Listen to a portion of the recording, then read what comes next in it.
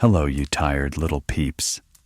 It's that time once again, so let's snuggle up fast, because tonight we're traveling back in time to wander slowly through the stone arcades of ancient markets, examining the silent weights, the worn coins, and the meticulous exchange of goods that kept an empire fed. So if you are new to the channel or returning, liking the video significantly helps. Also, please let me know where you're listening in from and what time it is for you. Now get comfortable and let's begin. The sun has not yet fully risen over the 7 hills of Rome. The sky is a pale, washed-out gray, hinting at the warmth that will come later. But for now, the air holds a distinct, heavy coolness. It is the hour of the antelucem, the time before light, when the city exists in a state of suspended animation, balanced between the silence of the night and the inevitable hum of the day. We find ourselves standing at the edge of the Suburra, looking towards the entrance of a great Macellum, a centralized market building designed for the sale of provisions. The structure before us is solid, grounded, and imposing in its stillness. It is built of brick and concrete, faced with reticulated work, small, diamond-shaped stones of tuff that fit together with a geometric precision that is soothing to the eye. The ground beneath our feet is paved with large, irregular slabs of basalt. These stones have been smoothed by the passage of countless sandals, wagon wheels, and hooves over the decades. They are cool to the touch, retaining the chill of the earth from the night before. If you were to look closely, you would see the faint grooves worn into the hardest stone, a permanent record of the slow, repetitive friction of daily life. There is a smell here, faint but distinct. It is not an unpleasant smell, but an earthy one. It is the scent of damp stone, of dust settling, of dry straw, and the lingering, ghostly aroma of herbs, dried oregano, thyme, and mint that hangs in the air from the days and weeks prior. The market is not yet open to the public. The great wooden gates, reinforced with bands of iron that have darkened with age, stand slightly ajar. We slip inside, into the central courtyard. The layout of the Macellum is a study in order and symmetry. It is a rectangular space, surrounded on all sides by a colonnade. The columns are made of travertine, a limestone that is pitted and textured, creamy in color, absorbing the low light of the dawn. Each column stands at a perfect, equal distance from the next, creating a rhythm of stone and shadow,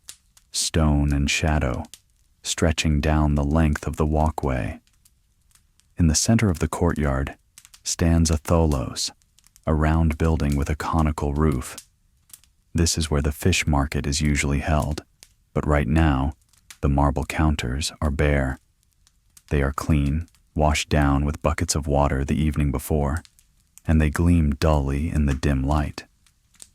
The sound of water is present here, a low, continuous trickle from a nearby fountain basin, a rhythmic dripping that marks the passing of seconds in this quiet space. Around the perimeter of the courtyard are the tabernae, the small shops where the merchants conduct their business. At this hour, most are still shuttered. The shutters are made of heavy timber, planks of oak or fir that have been planed smooth and oiled to protect against the weather. They fit tightly into the stone frames of the doorways. However, the silence is not absolute. It is the silence of preparation. We can hear the slow, deliberate movements of the first shopkeepers arriving. There is the scuff of a leather sole on the stone pavement. There is the heavy, metallic clank of a key turning in a complex iron lock. The Romans loved their locks, intricate mechanisms of wards and tumblers, and the sound of one unlocking is a heavy, satisfying click that echoes slightly under the portico. A merchant, an older man with a tunic the color of unbleached wool, begins the process of opening his stall. He does not rush. There is no need for haste. The sun is not yet up. He removes the wooden bars that secure his shutters, lifting them one by one and setting them aside with a dull thud. Inside the small shop, the space is cramped and shadowed. Shelves line the walls, rising from the floor to the vaulted ceiling. The shelves are laden with amphorae, the ubiquitous ceramic vessels of the ancient world. These represent the standard packaging of commerce. They are tall, with 2 handles at the neck and a pointed base, designed to be stacked or set into sand. Let us observe the texture of these jars. They are made of terracotta, fired to a reddish-brown hue. The surface is not perfectly smooth. It is slightly gritty, rough to the touch, bearing the faint ridges left by the potter's fingers as the clay spun on the wheel. Some are sealed with stoppers made of cork or pozzolana cement, marked with a stamp indicating their contents and origin. The merchant moves to the back of his shop and retrieves a broom made of bundled twigs. He begins to sweep the threshold. Swish, swish, swish. The sound is rhythmic and hypnotic. He's clearing away the dust of yesterday, sweeping it out onto the stones of the walkway. He moves with a practiced economy of motion, his arms swinging in a gentle arc, his breathing steady and slow. He stops to adjust a stack of baskets. These are woven from willow or reeds, flexible yet strong. The weaving is tight, a pattern of over and under, creating a texture that catches the light. These baskets will soon hold dry legumes, lentils, chickpeas, and fava beans. But for now, they are empty, waiting. In the shop next door, another merchant is setting up a scale. This is a crucial instrument of the market. It is a bronze balance, a simple beam suspended from a central hook. The metal is cold and dark, perhaps slightly green with verdigris in the crevices where it has not been polished. He hangs the balance from a bracket on the wall. He takes a cloth and wipes the pans, 2 shallow brass dishes that hang from the ends of the beam by fine chains. The chains make a delicate, tinkling sound, like tiny bells, as they settle into place. Ching, ching, silence. He then reaches for his set of weights. These are not mere lumps of metal. They are sculpted, standardized tools of trade. He places them on the counter, lining them up in order of mass. There is the libra, the Roman pound, a solid, heavy weight, often shaped like an acorn or a sphere with a flattened top. It lands on the wood of the counter with a dense, solid sound. Next to it, he places the smaller weights, the fractions of the pound, the uncia, the ounce, the sicilicus, the scripulum. Each one is precise. Each one represents a standard that holds this marketplace together. The merchant runs his thumb over the markings on the weights, checking for any nicks or damage that might alter their value. The bronze is smooth under his finger, worn soft by years of handling. The light in the courtyard is changing. The gray is giving way to a pale, milky blue. The shadows between the columns are deepening, becoming sharper as the sun begins to crest the horizon. The temperature rises, perhaps by only a degree or 2, but the stone of the buildings begins to breathe, releasing the first hint of the day's warmth. More merchants are arriving now. The sounds multiply but remain hushed. The creak of a cartwheel outside the gate, the soft murmur of a greeting between 2 neighbors, the rustle of fabric as an awning is unrolled to provide shade for the goods that will soon be displayed. We watch a fabric merchant unfurl a bolt of linen. The cloth is stiff, cool, and white. He spreads it out over a wooden table, smoothing the creases with the palm of his hand. The sound of his skin against the fabric is a dry, whispering friction. He folds the end back, creating a neat, straight edge. He is preparing for the first customer, though they are likely hours away. Everything is slow. Everything is deliberate. There is a sense of heavy, tangible reality in these objects. The stone, the wood, the bronze, the clay, the linen. They are the mute witnesses to the transaction of daily life.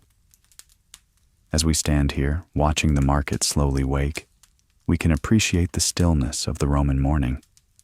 There is no engine noise, no electric hum, no digital beeps, only the sounds of materials interacting with materials.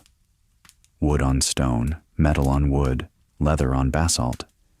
The air is still. The dust motes, now visible in the first shafts of sunlight piercing the colonnade, drift lazily, suspended in the quiet atmosphere of the Macellum. We are ready to look deeper, to understand the systems and the prices that govern this world. But for now, we simply breathe in the scent of the awakening market. The light has shifted now.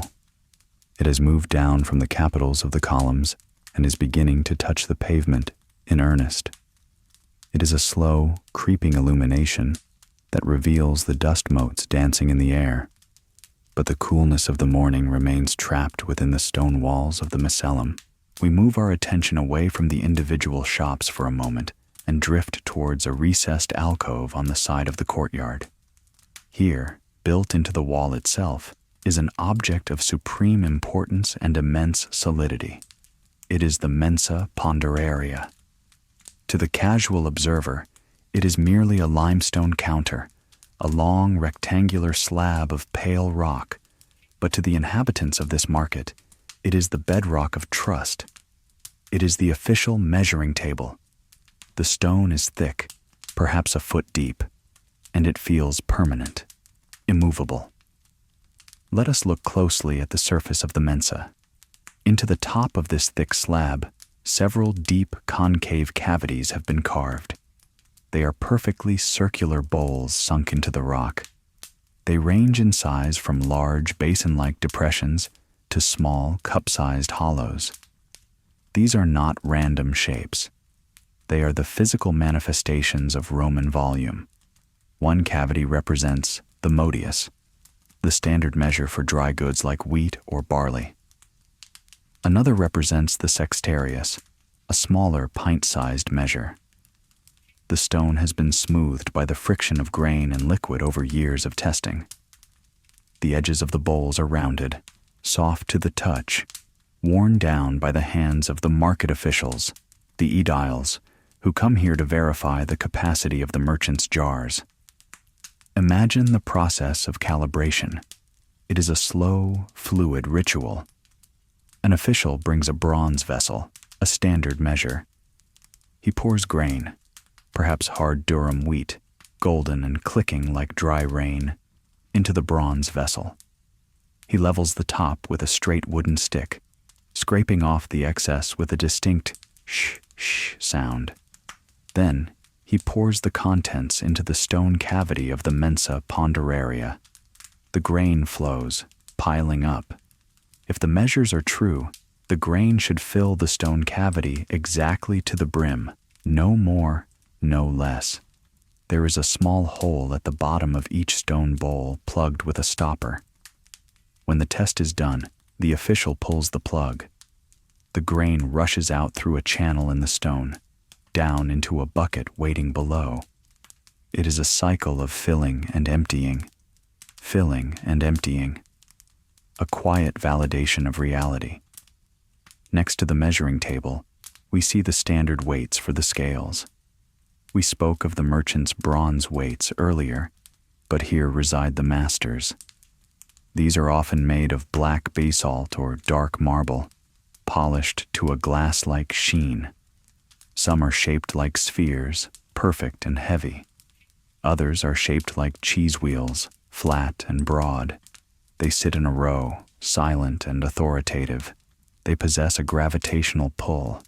If you were to pick one up, say the 10-pound weight, the decimpondium, you would feel the density immediately. It is heavier than it looks. It pulls your arm down. It creates a strain in the wrist. Putting it back down on the stone table produces a dull, resonant thud that vibrates through the floor. This is the sound of honest trade. Leaving the alcove, we drift back towards the open courtyard. The activity level has increased, but only slightly. It is still a place of quiet preparation. The vegetable sellers, the hollators, are now arranging their stalls. Vegetables in Rome are not merely food. They are a connection to the earth, to the garden, to the simple, rustic roots of the people. The stall we approach is piled high with greens. The smell here is different. It is fresh, verdant, and crisp. It smells of wet soil, crushed stems, and morning dew. The merchant is an older woman with rough, capable hands. Her fingers are stained slightly green from the chlorophyll of the plants she handles daily. She is arranging heads of cabbage, the brassica. These are not the tight, round cabbages of modern supermarkets, but looser, leafier varieties. The leaves are thick and waxy, pale green fading into white at the thick ribs. She picks up a head of cabbage. It makes a faint creaking sound as she squeezes it, the layers of leaves rubbing against each other. Creak, crunch.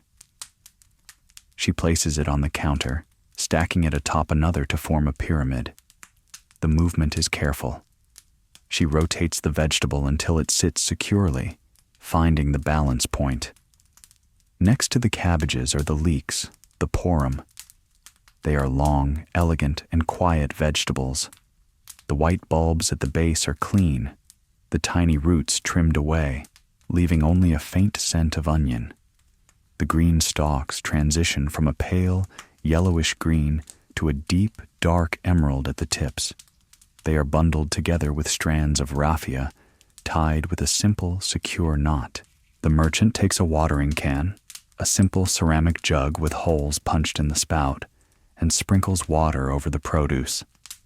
The water arcs through the air, catching the low sunlight, and lands on the leaves with a soft pat, pat, pat.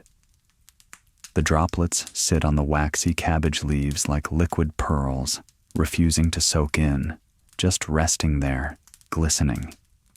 This keeps the vegetables crisp. It preserves the illusion that they have just been pulled from the ground moments ago. Further down the counter, there are root vegetables, turnips and parsnips. They are humble, brown, and rough. They still carry a dusting of the earth they grew in. The merchant wipes one with a rough cloth, revealing the creamy skin beneath the dirt. The friction of the cloth on the root is a dry, rasping sound. Scritch, scratch. There is a basket of lettuce, lactuca. These leaves are delicate, easily bruised. The merchant handles them with extreme gentleness, lifting them as if they were made of spun glass. The lettuce is a vibrant, translucent green. It looks cool. It implies a crunch. Behind the vegetable stall, hanging from hooks on the wooden beams, are dried herbs and garlic. The garlic bulbs are braided together by their dry, papery stalks. The braid is long and heavy, swaying slightly in the draft. The skins of the garlic are white, marked with streaks of purple. If you brush against them, they rustle with a sound like dry autumn leaves. Rustle, whisper. The atmosphere around the vegetable stall is one of moisture and organic life. Unlike the dry, dusty smell of the grain store or the metallic scent of the weights, this corner of the market feels alive. It breathes. The merchant takes a moment to sit on a low wooden stool behind her counter. She smooths her tunic over her knees. She waits. She watches the light traverse the flagstones. She is a part of the architecture of the market, as much as the columns or the mensa ponderaria. She picks up a knife, a small iron blade with a wooden handle, worn smooth by years of use. She takes a stray stalk of celery and trims the end. The knife cuts through the crisp fibers with a sharp, clean snap. She tosses the trimming into a bucket at her feet. We can hear the footsteps of the first customers approaching the market gates now. They are not rushing. They are walking with the slow, measured pace of people who have the entire morning ahead of them. The sound of their sandals on the basalt is getting closer. Clip, clop, clip, clop. But for now, inside the Macellum, peace still reigns. The vegetables are wet and shining. The weights are heavy and still. The stone table waits to judge the volume of the coming day. We linger here for a moment longer, appreciating the texture of a singular cabbage leaf, the way the veins branch out like a river map, the way the water droplet clings to its edge, trembling slightly, but not falling.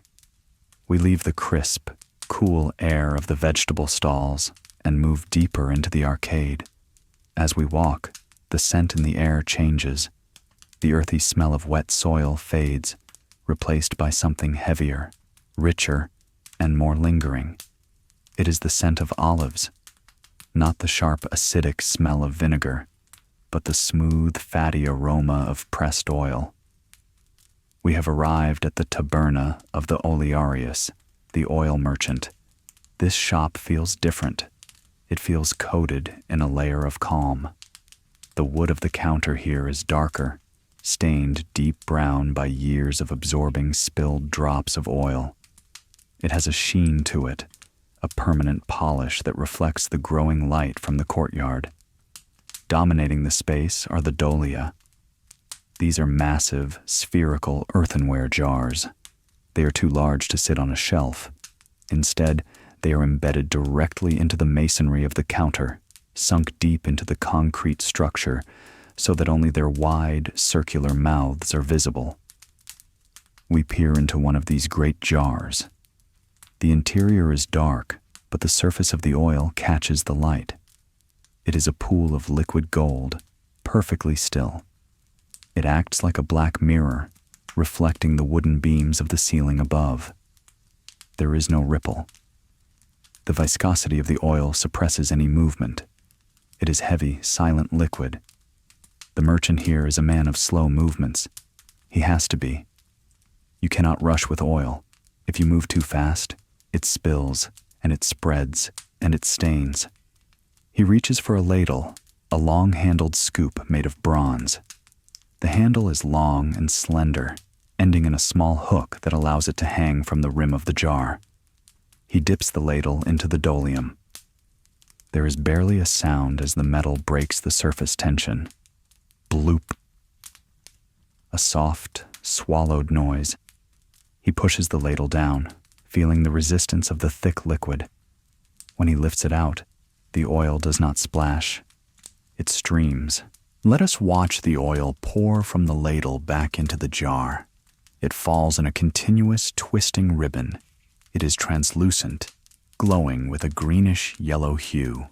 It folds over itself as it hits the surface of the pool below, creating a small mound of liquid that slowly, very slowly, flattens out. It is a mesmerizing, hypnotic motion. The sound is a quiet, rhythmic drumming. Thrum, thrum. On the wall behind the merchant, the plaster is white, though slightly yellowed by the fumes of oil lamps. Painted directly onto the plaster in red ochre paint are the prices. The letters are rustic capitals, brushed on with quick, confident strokes. Oleum optimum, the best oil. Oleum cibarium, the cooking oil. Oleum balneum, the oil for the baths. Next to each category is a Roman numeral indicating the price in denarii or sestertii per sextarius. The red paint has a dry, chalky texture. We can see where the bristles of the brush dragged through the pigment, leaving faint streaks within the letters. The numbers are static, fixed, a contract between the merchant and the public. A customer approaches.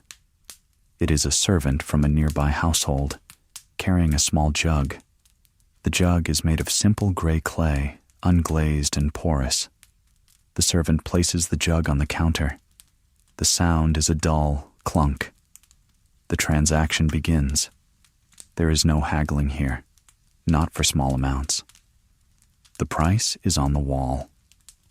The merchant takes the servant's jug. He picks up a funnel made of tin. The metal of the funnel is dull gray, battered and dented from use. He places the funnel into the neck of the small jug. He dips the ladle into the massive dolium once more. He lifts it, heavy with oil. He moves it over the funnel. He tilts his wrist. The oil pours. Glug, glug, glug. The sound changes pitch as the small jug fills up. It starts deep and hollow, then rises in pitch as the air space inside the jug decreases. It is a satisfying, ascending scale of sound.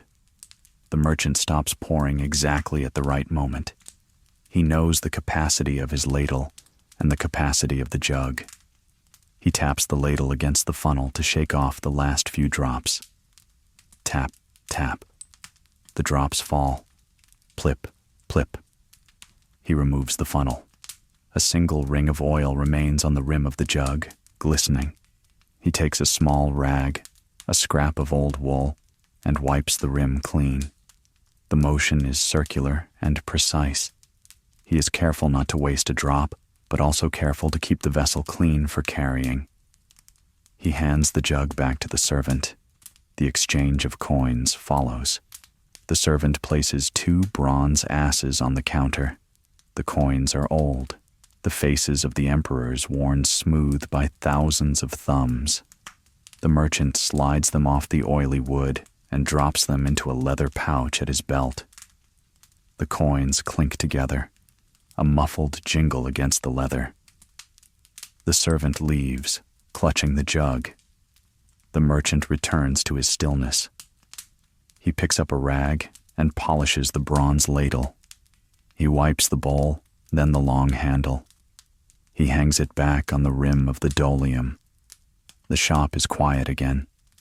The smell of olives hangs heavy in the air.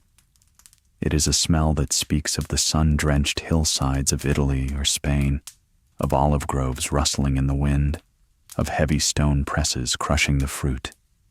But here, in the shadowed arcade of the market, that energy has been distilled into this silent, golden liquid. We look at the counter again. In the grain of the wood, we can see the history of this shop.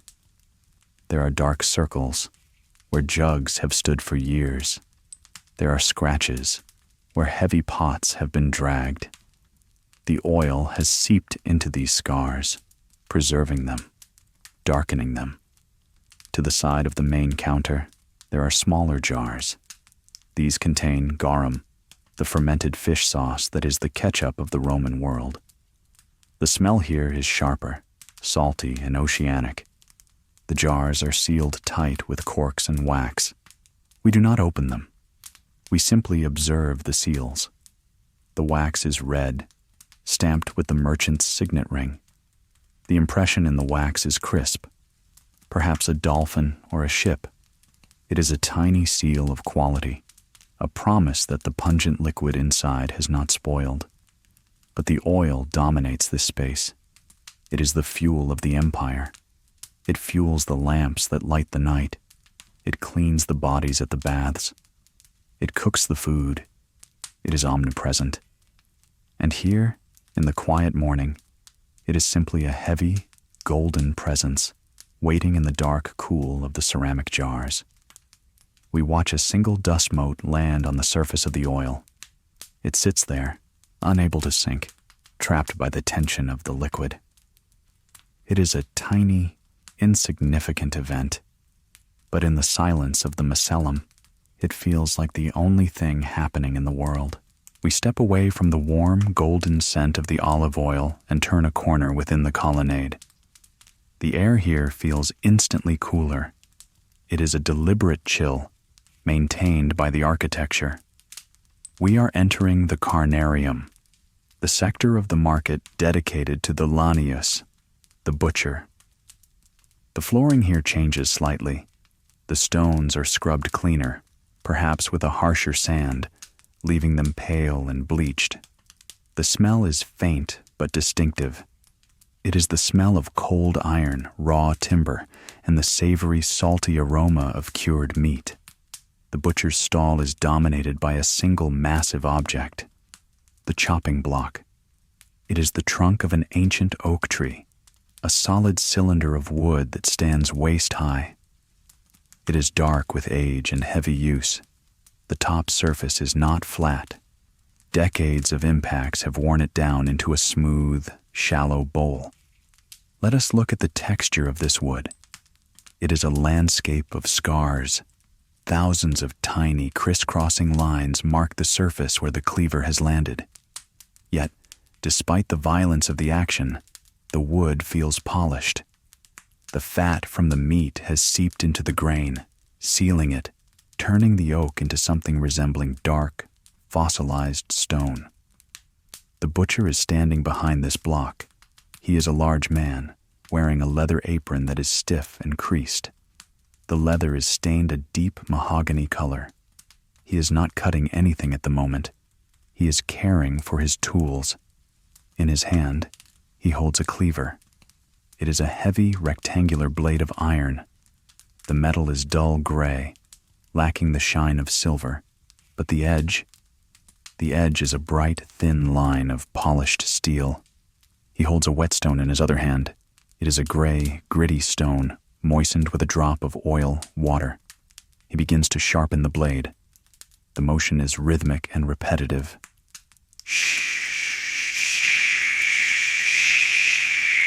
The sound is dry and scraping. He draws the stone along the edge of the blade from the heel to the tip, maintaining a perfect constant angle. He flips the knife.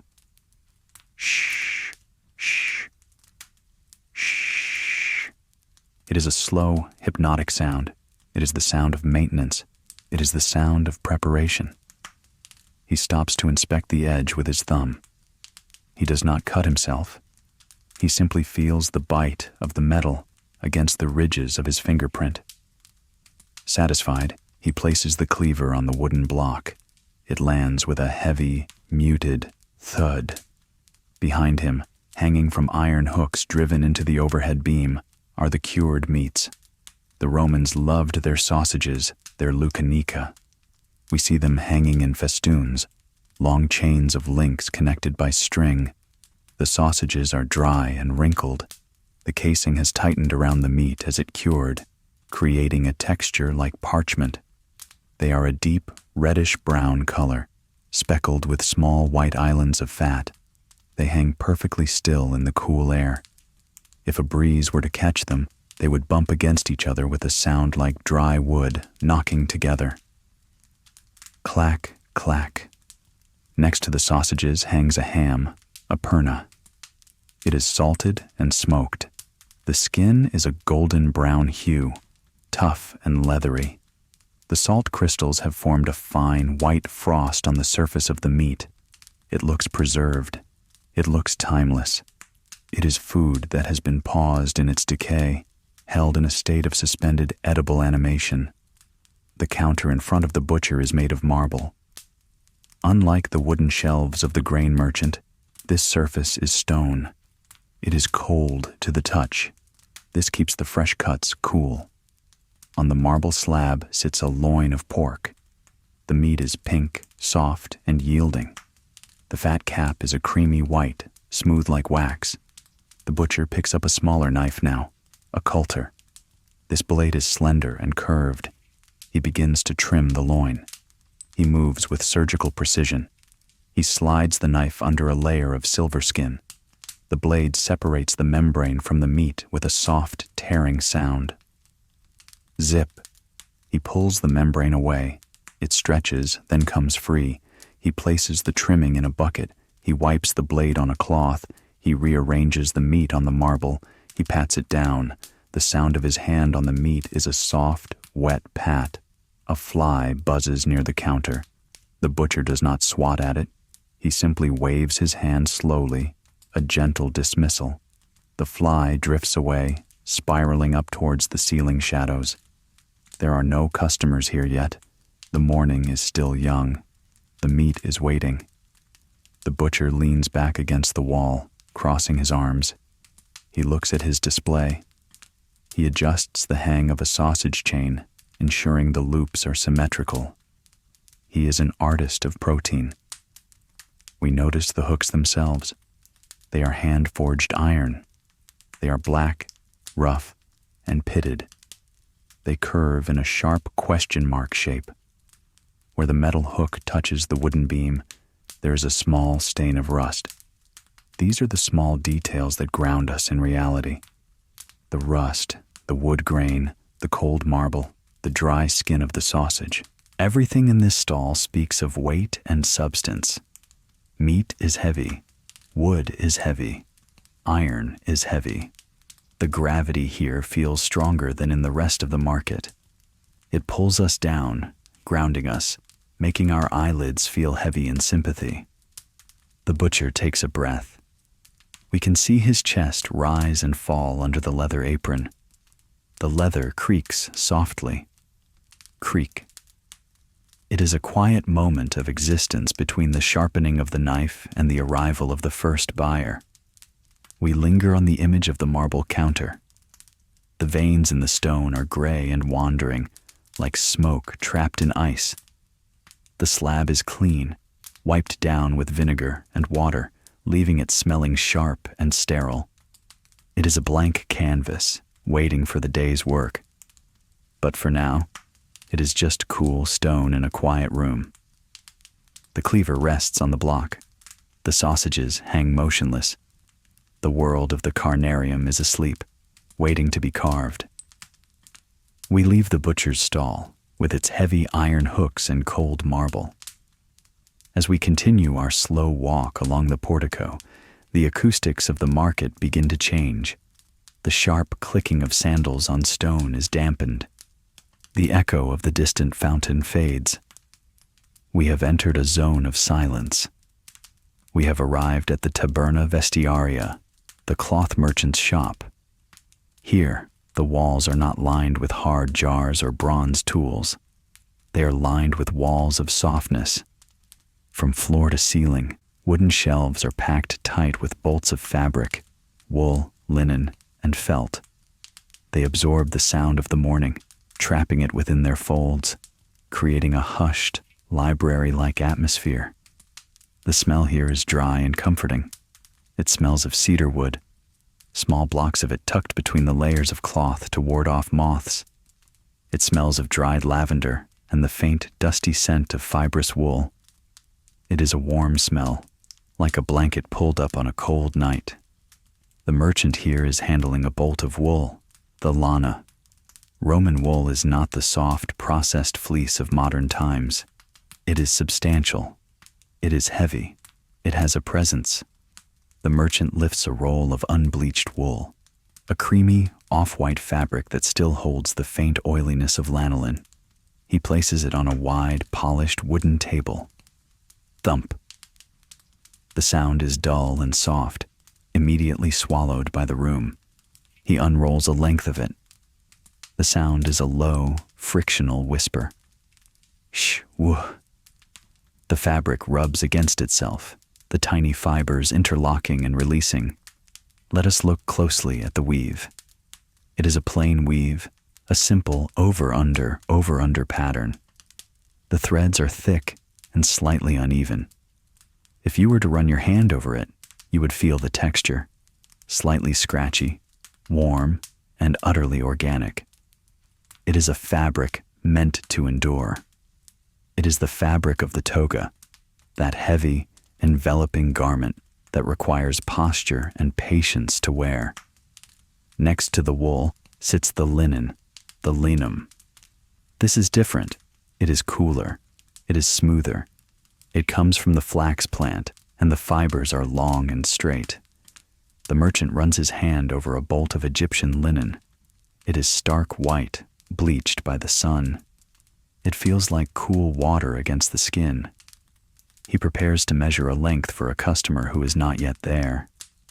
He picks up a measuring rod, a regula. It is a simple stick of smooth boxwood, marked with notches. He lays the rod against the edge of the fabric. He folds the linen over the rod. Flip. He slides the rod out. Slide. He folds again. flip. It is a mesmerizing, repetitive motion. He is building a stack of folded cloth layer by layer. The edges are perfectly aligned. The geometry of the fold is precise. Between the layers of white and cream, there are splashes of color. But in the Roman world, color is heavy and expensive. We see a roll of tunic fabric dyed with madder root. It is a deep, earthy brick red. The color is not uniform. There are subtle variations in the shade, areas where the dye took more strongly, creating a visual texture that is rich and deep. And there, on a high shelf, protected by a leather cover, is a bolt of something more precious. The merchant pulls back the cover to reveal a strip of fabric dyed with indigo. It is a profound, abyssal blue. It looks like a piece of the night sky cut down and woven into cloth. He touches it only with the very tips of his fingers, respecting the value of the dye. Dust motes dance in the shaft of light falling across the table. When the merchant moves the heavy wool, tiny fibers are released into the air. They float, suspended in the sunbeam, slowly drifting down to settle on the floor. The air itself feels thick with these microscopic particles of comfort. The merchant stops his folding for a moment. He picks up a pair of shears, forfex. They are made of iron, 2 blades connected by a C-shaped spring handle. They are simple, tension-based tools. He needs to trim a loose thread from the edge of the linen. He positions the blades. He squeezes. Snip. The sound is sharp, small, and final. The thread falls away. He places the shears back on the table. The metal makes no sound on the wood, for he has placed them on a scrap of felt to protect the surface. Everything here is gentle. The way the fabric drapes over the edge of the table, falling in heavy, sculptural folds. The way the shadows get lost in the deep pile of the wool. The way the merchant moves, his own tunic rustling softly as he works. He takes a wooden brush with bristles of stiff boar hair. He begins to brush the surface of a dark wool cloak. Brush, brush. He is removing invisible dust, smoothing the nap of the fabric. The sound is rhythmic, like the slow breathing of a sleeping animal. It is a grooming ritual for the inanimate. There are no jarring noises here. No clanging metal, no rushing water, just the interaction of soft materials, the friction of cloth on cloth, the friction of wood on cloth. It is a tactile sanctuary. We watch him stack the folded linen. He presses down on the pile with both hands, compressing the air out of the layers. The stack sinks down, then slowly rises back up as the air returns. Breathing. He pats the top of the stack, a gesture of satisfaction. In the corner of the shop, there is a large wicker basket filled with raw wool, waiting to be spun. It is a cloud of chaotic, fluffy white. It looks incredibly soft. If you were to put your hand into it, your fingers would disappear into the warmth. It is potential energy, waiting to be twisted into thread, woven into cloth, and draped over a Roman shoulder. The light in the shop is amber and gold, filtered by the dust and the warm tones of the wood. It feels timeless. It feels safe. The problems of the empire, the politics of the Senate, the noise of the arena, none of that exists here. There is only the weave, the warp and the weft, the over and the under. The merchant turns to a shelf of belts, singula. They are made of woven wool and leather. He straightens them, letting them hang down in straight lines. He is bringing order to the softness. We stay here for a while, wrapped in the visual silence of the textiles. We watch the dust settle. We watch the light creep across the folds of the red tunic fabric, highlighting the coarse texture of the weave. It is a place to rest, a place to be enveloped, but the market continues to wake up. We must move on, leaving the quiet comfort of the cloth merchant behind. We step back out into the colonnade, the sound of the world returning to our ears, but carrying the memory of that soft, muffled silence with us. We step away from the hushed, fibrous world of the cloth merchant.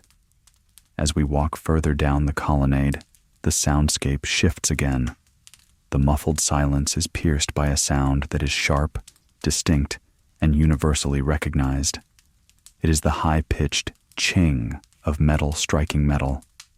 We are approaching the station of the Argentarius, the money changer. This is not a shop with shelves of goods. It is a place of pure value.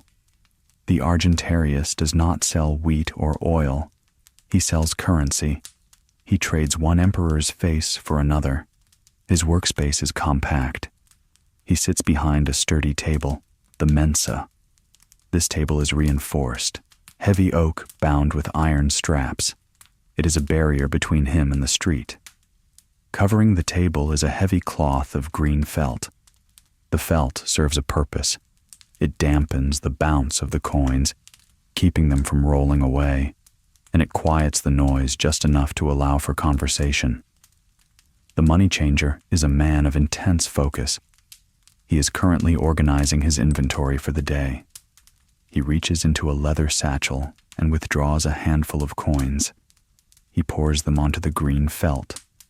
The sound is a cascading waterfall of jingles. Jingle, jingle, clatter. He begins to sort them. His fingers are nimble, stained slightly gray from the constant handling of silver and copper. He separates the coins by metal and by denomination. The movement is rapid but precise. Slide, stop, slide, stop. First, he stacks the asses. These are the copper coins, the lowest denomination. They are reddish-brown, dark with oxidation. They are the workhorses of the market, used to buy a loaf of bread or a cup of wine. They feel warm and rough to the touch. He stacks them in towers of 10. Clack, clack, clack. The copper makes a dull, thudding sound. Next, the sestertii. These are large, impressive coins made of orichalcum, a golden-colored brass. They are heavy and broad. When they hit the table, they ring with a brighter tone. They represent serious purchasing power. A soldier might earn a handful of these in a day. The changer polishes one briefly against his tunic, revealing the golden shine beneath the grime. Then, the denarii, the silver. These are small, significantly smaller than the brass coins, but they hold the true power. The silver is bright, almost white in the morning light. The changer handles them with more respect. He inspects the edges. He is looking for clipping, the illegal practice of shaving silver from the rim of the coin. He picks up a single denarius. He holds it between his thumb and forefinger. He brings it close to his ear. He taps it against the table. Ting. It rings true. A pure high note that sustains for a split second. This is the sound of genuine silver. If it were a fake, a core of iron or lead plated with silver, it would make a dull thud. But this one sings. It is good. Finally, he brings out the aureus. The gold. He has only a few of these. He keeps them in a separate small wooden box with a sliding lid. He slides the lid open. Sheik. Inside, resting on velvet, are 3 gold coins. They glow. Gold does not tarnish. These coins look as fresh as the day they were struck at the mint. They are heavy, dense, and soft. He does not stack them. He leaves them in the box, safe. To his right sits his calculator, the abacus. It is a bronze plate with vertical slots carved into it. Small beads, or calculi, slide up and down within these slots. This is the computer of the ancient world. The changer prepares for a transaction. He moves the beads. Click, click, click. The sound is dry and mechanical. He is calculating exchange rates. The beads slide effortlessly on the polished bronze tracks. Top bead down for 5, bottom beads up for 1s. It is a physical manifestation of arithmetic. A customer approaches. A traveler, perhaps a merchant from the east. He carries a pouch of foreign drachmas. He wants Roman coin to spend in the market. The changer takes the foreign coins. He weighs them on a small, delicate set of scales. We watch the needle of the scale quiver and settle. He nods. He reaches for his stylus and a wax tablet. The tablet is a wooden frame filled with dark, black beeswax. The stylus is a pointed metal tool. He carves the calculation into the wax. Scritch, scratch. The wax curls up around the point of the stylus. The writing is temporary, fleeting. Once the deal is done, he will use the flat end of the stylus to smooth the wax out again, erasing the numbers forever. Rub, rub, smooth. A blank slate. He counts out the Roman coins in exchange. He does not just hand them over. He counts them onto the table so the customer can see. Unus, clink. Duo, clink. Tres, clink. Quatuor, clink. The rhythm is steady. It is the heartbeat of commerce. The customer scoops the coins into his purse. The leather purse swells with the new weight. The changer leans back. He watches the market. His eyes are constantly moving, scanning the crowd, but his hands are still. He rests his fingers on the stack of silver denarii. The metal is cool under his fingertips. He traces the profile of the emperor stamped on the top coin. He feels the ridge of the nose, the curve of the laurel wreath. It is a strange intimacy. These coins have passed through thousands of hands. They have been in the purses of senators, the belts of soldiers, the hands of slaves. They have bought freedom, and they have bought death. But here, on the green felt table, they are just metal discs, waiting to be counted. The sun is higher now, striking the coins directly. The silver flares with white light.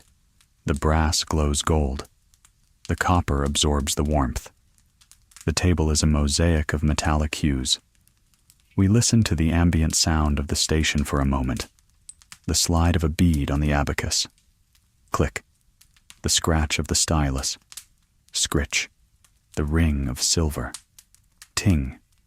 It is a clean, precise soundscape. There is no mess here. No dust, no oil, no blood. Only numbers and metal. The changer takes a small rag and wipes a smudge from the bronze surface of the abacus. He is meticulous. In a world of chaos, his table is a square of perfect order. The mathematics must always balance. We leave him to his counting, the guardian of value. We drift away, the sound of clinking fading behind us, replaced once again by the murmur of the crowd. We are moving towards a place of heat and flower, following a scent that is universally welcoming. We leave the money changer with his precise stacks of silver and step back into the flow of the market. Immediately, the air temperature seems to rise. The cool morning breeze is overpowered by a radiating warmth that pushes against our faces. And then, the smell hits us. It is the oldest, most comforting smell in human history. The smell of toasted grain, of yeast, of wood smoke. We have arrived at the pistrinum, the bakery. The light inside the bakery is diffracted, softened by a permanent haze that hangs in the air. It is not dust from the street. It is flour. Fine, white particles float in the sunbeams, swirling in slow eddies every time someone moves. It creates a dreamlike, golden atmosphere. The source of this flour is the mola, the great millstone standing in the center of the room. It is a massive structure made of dark, porous lava stone, basalt that is rough and hard, perfect for crushing. The mill is hourglass-shaped. The top stone, the catillus, fits over the conical bottom stone, the meta, A donkey, blindfolded to keep it calm and focused, walks in an endless slow circle, harnessed to the wooden beam that turns the top stone. We hear the rhythmic clip-clop of its hooves on the paved floor. Clop, clop, clop. But the dominant sound is the grinding.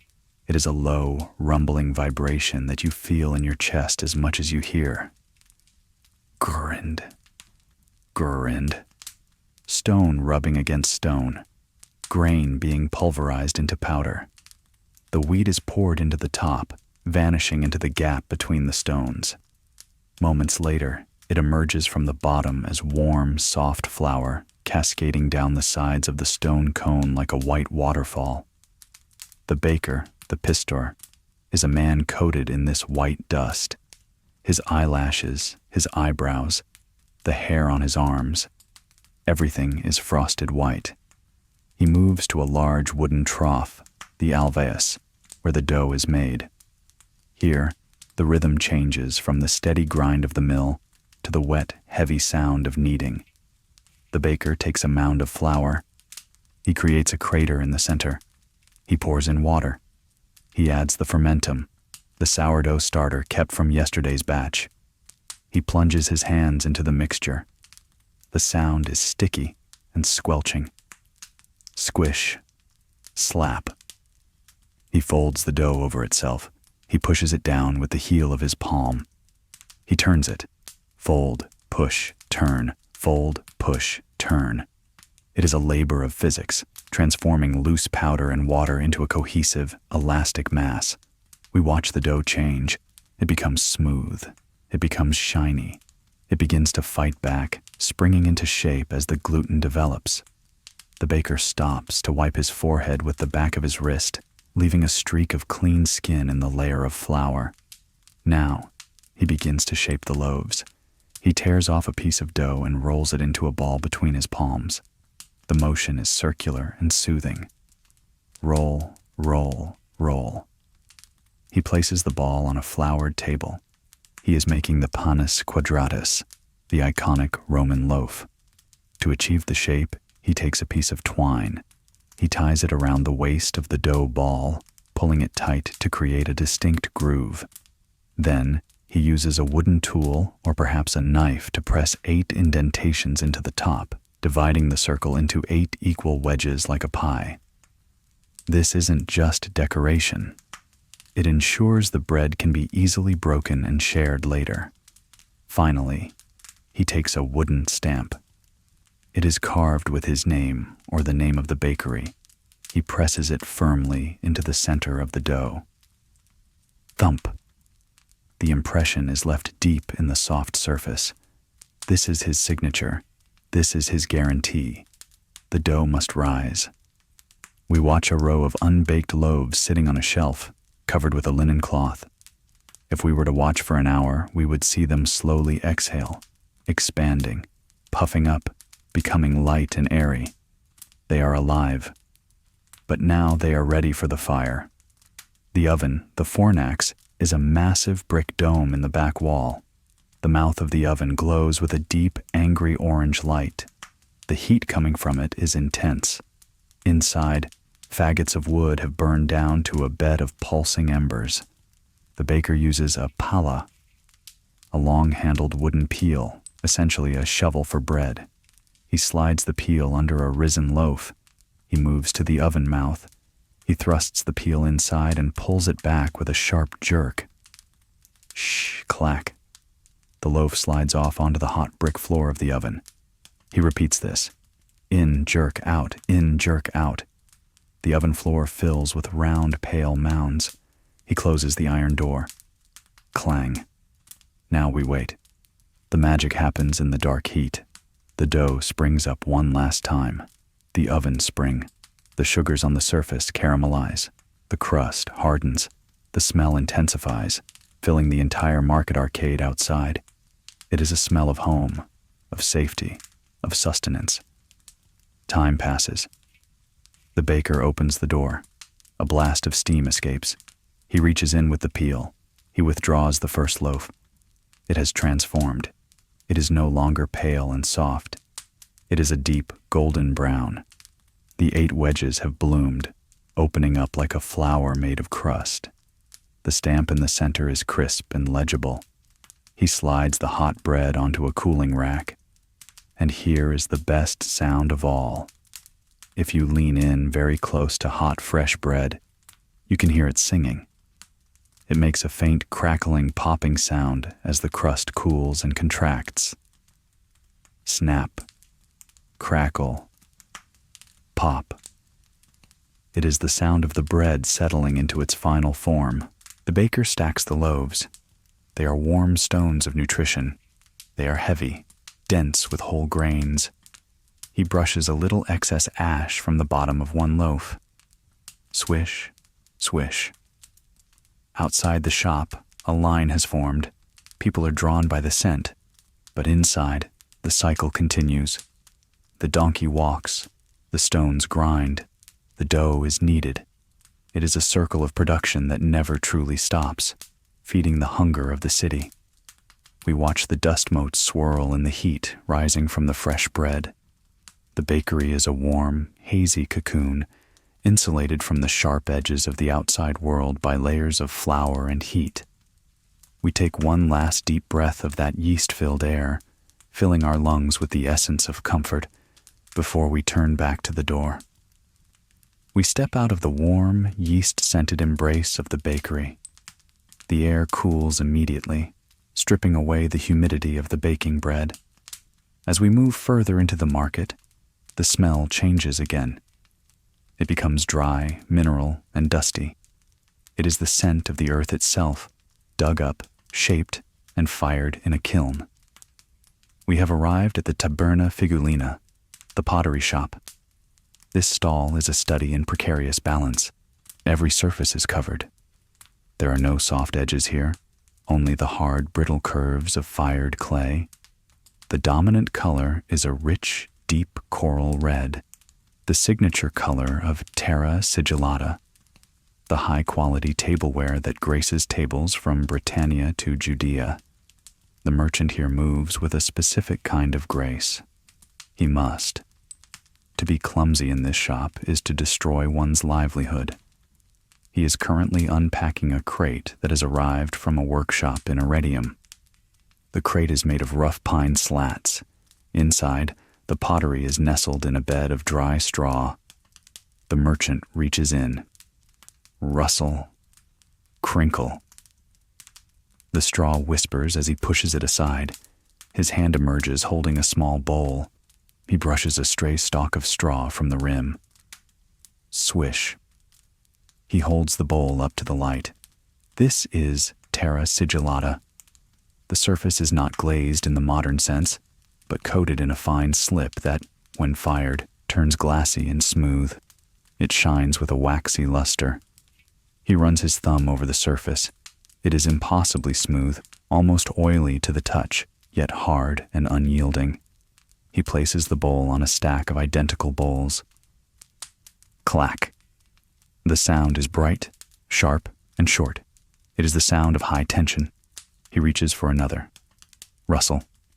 Clack. And another. Rustle. Clack. The stack grows, a tower of red rings perfectly aligned. Next to the red luxury ware, there are shelves of coarse ware. These are the utility players of the Roman kitchen, mixing bowls, storage jars, casseroles. They are gray or beige, rough to the touch. They feel like sandpaper against the skin. The merchant picks up a mortarium. This is a heavy, wide bowl with a thick rim. We look inside.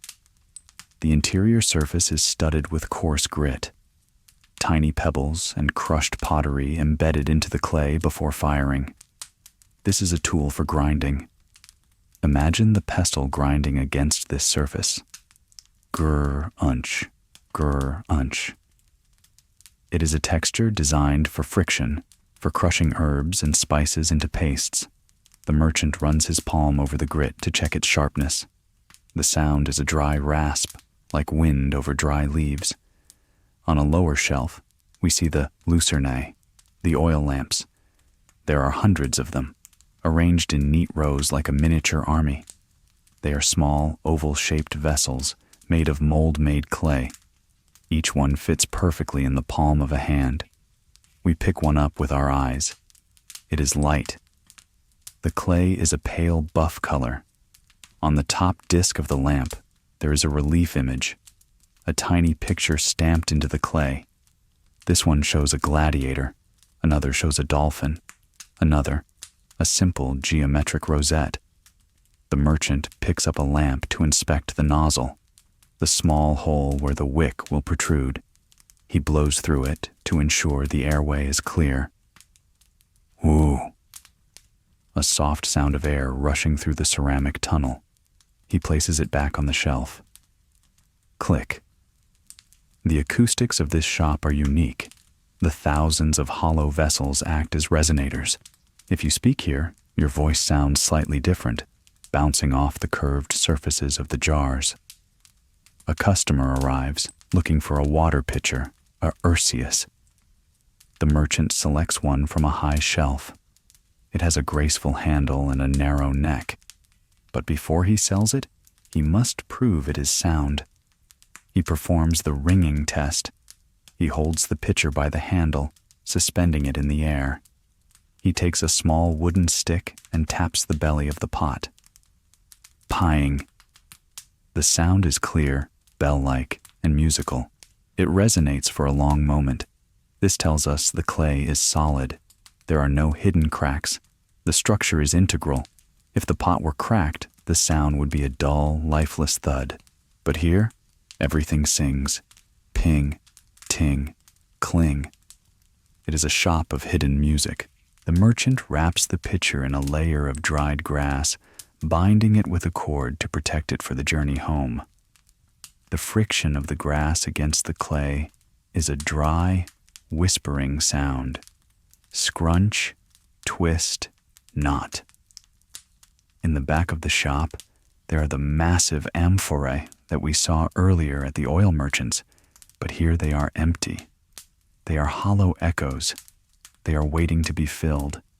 They stand in sand-filled racks, pointed bottoms buried to keep them upright. They look like silent sentinels, their handles like hands on hips. We notice the dust. In a pottery shop, dust is inevitable. It is the dust of the product itself. A fine, reddish powder coats the floor. When the merchant walks, his sandals leave clear, sharp footprints in this dust. It is a dry, silent record of his movement. He takes a feather duster, a bundle of ostrich feathers tied to a cane, and gently flicks the dust from the shoulders of a statue. Yes, he sells small statues too, household gods, the Lares and Penates, small terracotta figures of dancing youths and bearded men. He dusts the face of a small lar. Fwip, fwip. The feathers are soft against the hard-fired clay. He is caring for the gods that will protect someone's home. The fragility of this place creates a sense of mindfulness. You cannot move fast here. You must be aware of your elbows, your bag, your feet. It forces you to slow down, to breathe shallowly, to move with deliberation. We watch the light gleam off the curve of a terra sigillata platter. The reflection is distorted, stretching along the rim. It is a frozen moment of liquid clay, captured forever in stone. The merchant sits back on his stool. He picks up a shard of broken pottery, a mistake from yesterday. He uses it to scratch a tally mark into the wall. Scritch. Another sale recorded. Even the trash here is made of the same enduring material. We leave the shop of echoes and fragile earth. We step carefully, ensuring we do not brush against the precarious stacks. The sound of the clacking bowls fades behind us, a dry, rhythmic percussion that marks the heartbeat of the kitchen. We leave the dry, echoing aisles of the pottery merchant, brushing the fine red dust from our sandals. We move towards the center of the courtyard, towards the round building we saw at dawn, the Tholos. As we approach, the air changes dramatically. The dryness vanishes, replaced by a heavy, cool humidity.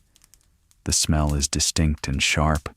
It is the scent of brine, of seaweed, of the deep, cold ocean. We have arrived at the piscatorium, the fish market. Here the counters are not made of wood, which would rot and smell. They are slabs of solid Carrara marble. The stone is white with faint gray veins, and it is constantly wet.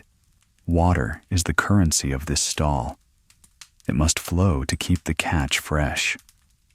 The piscator, the fishmonger, is a man who lives his life in a state of dampness. His tunic is tucked up high, and his arms are bare, glistening with water. He holds a large bucket made of wooden staves bound with brass hoops. He dips a sponge into the bucket and squeezes it over the fish. Sploosh. The water cascades down, washing over the scales. Drip, drip, splash. It runs off the edge of the marble slab into a gutter carved into the floor. The sound is a constant, rhythmic trickling, like a small brook running through the market. Let us look at the fish. They are arranged with the eye of a jeweler. These are not just food, they are treasures from the Mediterranean. First, the mullet, the red mullet. This is a prize. The fish are small, but their color is extraordinary. As they lie on the white marble, their scales fade from a vibrant sunset orange to a pale pink. The scales are small and tight. The wetness makes them shine like polished coral. The eyes of the fish are wide and glassy, reflecting the columns of the market in their dark, convex surfaces. Next to them lie the sardinae. They are silver arrows. A pile of them looks like a heap of minted coins. They are slippery and sleek. The light catches the iridescent strip along their sides, flashes of blue, green, and purple that shift as we move our head. The fishmonger picks one up to show a customer. The fish is stiff. It holds its shape. This is the sign of freshness. He presses his thumb into the flesh. It springs back immediately. Squish. Bounce. No indentation remains. In a shaded corner of the counter, packed in a bed of wet ferns and perhaps a layer of precious snow brought down from the mountains, are the oysters, the ostrea. These are rough, ugly rocks on the outside. Their shells are jagged, layered with sharp ridges of calcium. They are gray, brown, and crusted with barnacles. They look like pieces of the sea floor. The fishmonger takes a short, thick knife, the shucking knife. He picks up an oyster. He wraps his hand in a heavy cloth to protect it. He inserts the blade into the hinge of the shell. He twists.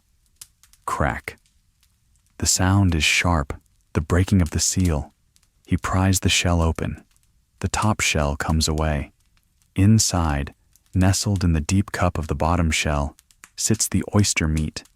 It is a stark contrast to the exterior. It is smooth, pearlescent, and soft. It floats in its own liquor, a clear, salty fluid. It looks like a drop of the ocean caught in stone. He places the open oyster on a silver platter. The shell makes a scratching sound against the metal. Scritch. Further down the counter, there is something larger, a thunus, a tuna. It is a massive section of fish, a dark red wheel of meat. The grain of the muscle is visible, tight concentric rings like the wood of a tree. The skin on the edge is thick, dark blue, almost black. The fishmonger needs to cut a steak. He uses a saw-edged knife for the tough skin. Saw, saw, saw. The sound is gritty. Once through the skin, he switches to a long, smooth blade for the meat. He slices through it in one long, continuous draw. The knife glides. The slice falls away, a perfect disc of protein. There are also the creatures of the deep rocks. An octopus. Polypus. It lies in a heap of soft, wet curves. Its skin is mottled brown and cream. The suction cups on its tentacles are small, white rings. It looks fluid, even in death. The texture is rubbery and smooth. There are no hard edges here. only soft, yielding geometry.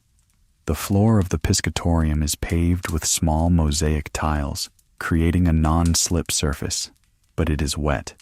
We must walk carefully. Squelch, squelch. Our sandals grip the wet stone. Every so often, a slave comes with a broom and a bucket of water to wash down the floor. Swish, swash. The water sweeps away the scales that have fallen, the bits of ice, the stray seaweed. It is a constant battle against the smell, a constant purification. The atmosphere here is colder than the rest of the market. The marble absorbs the heat. The water evaporates, cooling the air. It feels like entering a cave. We watch the fishmonger arrange a bed of green leaves, fig leaves or vine leaves, under a new delivery of sea bream. The green contrasts beautifully with the silver of the fish. He places them one by one. Head, tail, head, tail. He is building a mosaic of food. He takes a handful of coarse sea salt and sprinkles it over the ice to slow the melting. The salt crystals hit the ice with a sound like sleet hitting a window. Tink, tink, tink. A fly attempts to land on the tuna. The fishmonger is ready. He has a whisk made of horsehair. He flicks it through the air. Swish. The fly is gone. He does not stop his conversation with a customer. The movement is automatic. We lean in to look at the scales of a large sea bass, the lupus.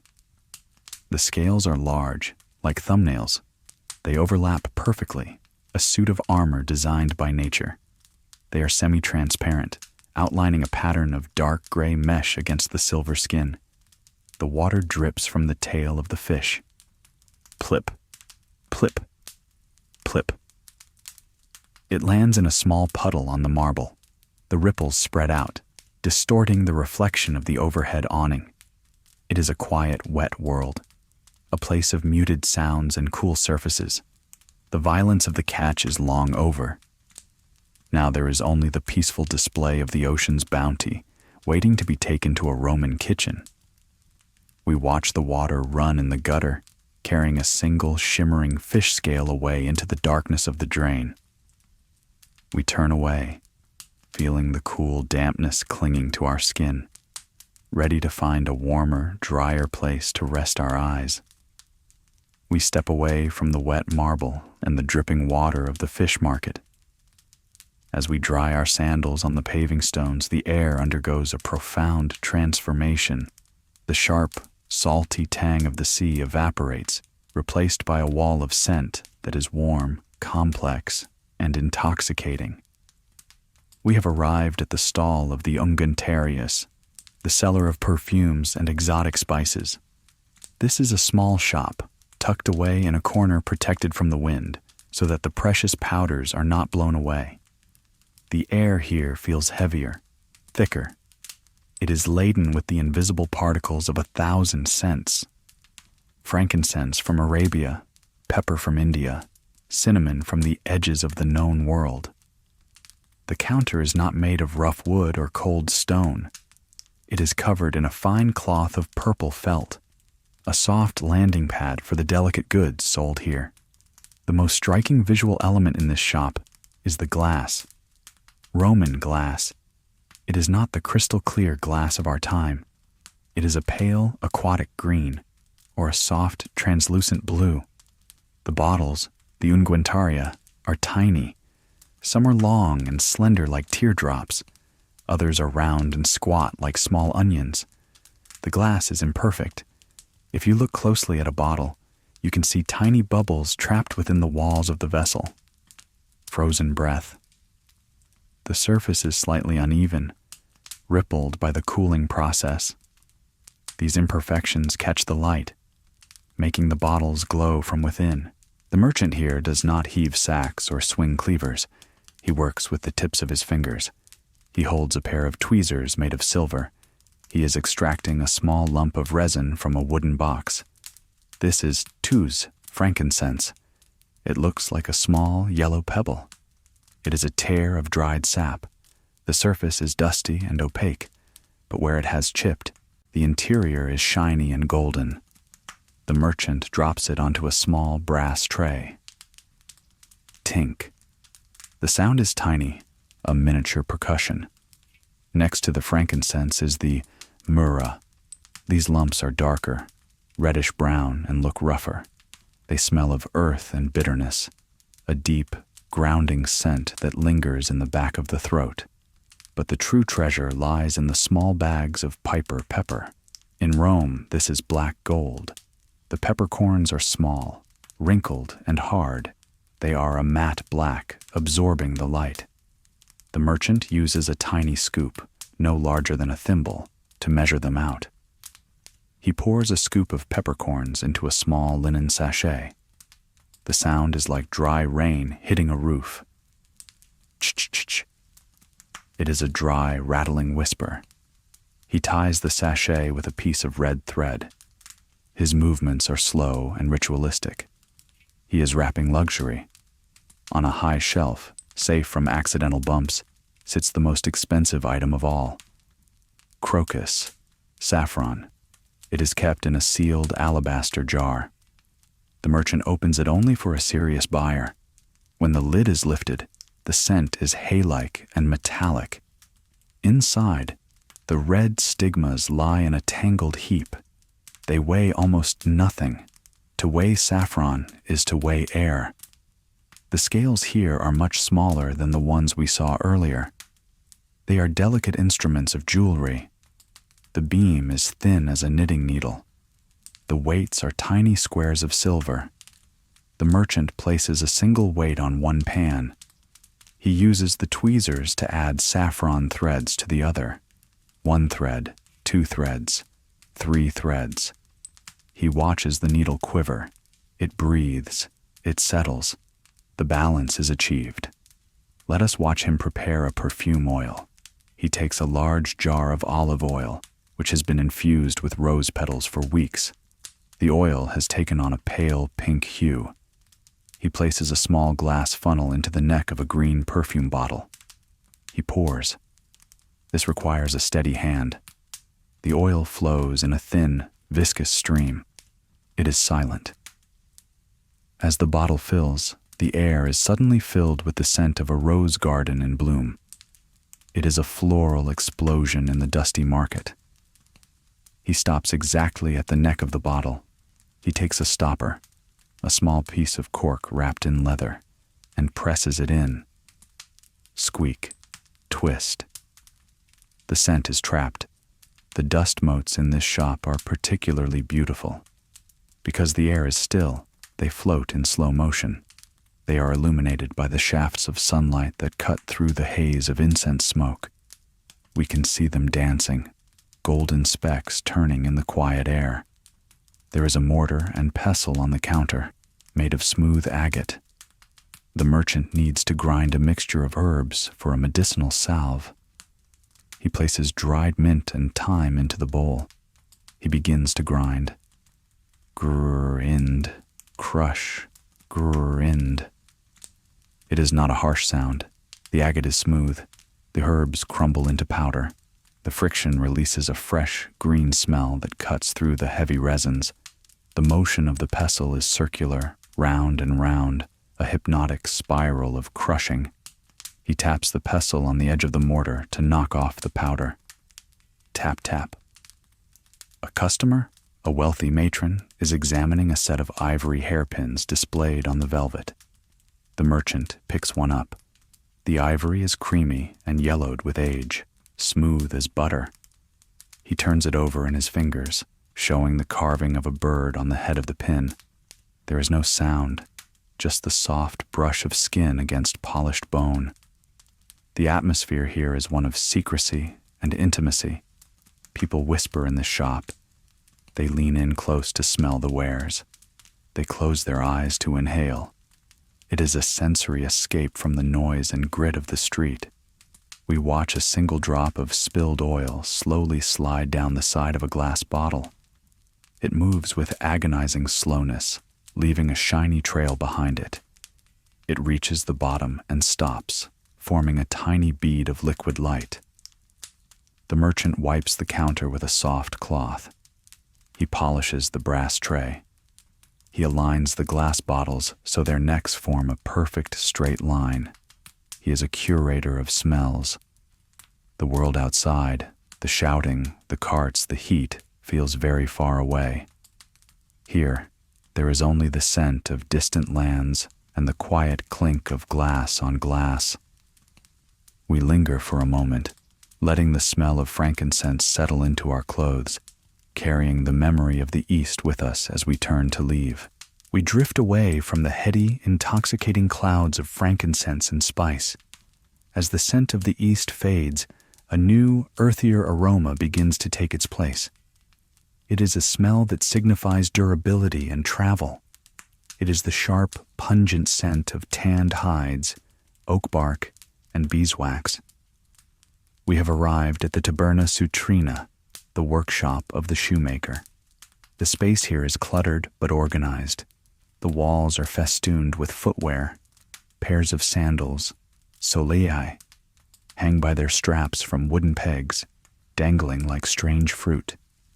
Heavy military boots, caligae, sit in rows on the floor, their leather stiff and upright, waiting for a soldier's feet. The cobbler, the suitor, sits on a low stool. His posture is hunched, focused entirely on the object in his lap. He is wearing a leather apron that is so old and stained it looks like a piece of polished wood. In his lap, he holds a wooden last, a carved model of a human foot. It is made of beechwood, smooth and yellow, polished by years of contact with leather.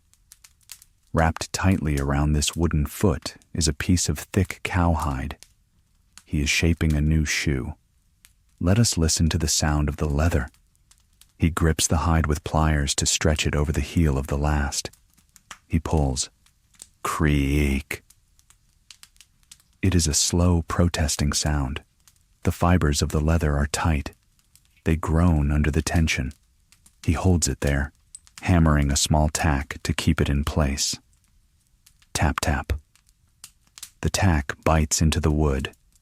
The leather sighs as it settles into its new shape. On the workbench beside him, there are sheets of leather rolled up. Some are thick and rigid, meant for soles. Others are soft, pliable goatskin, meant for the upper straps. The cobbler runs his hand over a piece of goatskin. It makes a soft, dry, swishing sound. Swish, swish. He is checking for imperfections, for scars in the hide that might weaken a strap. He picks up his knife. It is a strange tool, shaped like a half-moon, the lunellum. The blade is thin and incredibly sharp. He places a strip of leather on a cutting board made of end-grain wood. He presses the knife down. Shh, Kurt. The blade slices through the tough hide with a gritty resistance. It separates the leather cleanly, leaving a raw, pale edge where the cut was made. He does not saw at it. He pushes the blade in a single, fluid motion. Now, he prepares the thread. He takes a long length of linen thread. It is strong, but fuzzy. To make it glide through the leather and seal the holes, he must wax it. He holds a block of yellow beeswax in one hand and the thread in the other. He presses the thread into the wax and pulls it through quickly. Zip. The friction melts the wax slightly, coating the thread. He does it again. Zip. The thread is now stiff, waterproof and smooth. It looks like a wire of amber. He picks up an awl, a sharp, pointed metal spike with a wooden handle. He needs to stitch the upper to the sole. He cannot just push a needle through this thick leather. He must pre-punch the holes. He positions the awl. He pushes. Crunch. The sound of metal piercing layers of hide. He twists it slightly to widen the hole. Squeak. He pulls it out. He inserts a boar bristle needle carrying the waxed thread. He pulls it tight. Foot, tug. The sound of the stitch closing. This is a rhythm of tension. Pierce, pull, tighten, pierce, pull, tighten. It is a slow, meditative cycle that produces something waterproof and walking-proof. Now, he turns his attention to the sole of a heavy boot. Roman roads are hard, paved with stone. Leather soles would wear out in weeks. They need armor. They need clavi, hobnails. He has a small wooden bowl filled with these iron studs. They look like mushrooms made of iron. He picks one up. He positions it on the bottom of the thick leather sole. He takes his hammer, a flat-headed iron tool. Clack, thud. Clack, thud. He drives the nail in. The point goes through the leather and hits an iron plate on the bottom of the last, clinching the tip over so it can't fall out. He places another nail next to it, and another. He is creating a pattern on the bottom of the boot, a pattern that will leave its mark in the mud of Britannia or the sands of Syria. The sound of the hobnailing is metallic but dull, absorbed by the density of the leather stack. It is the sound of traction. He stops to sharpen his knife. He uses a leather strop, a strip of leather glued to a piece of wood coated in polishing compound. He drags the blade backwards along the strop. Whish, whish, whish.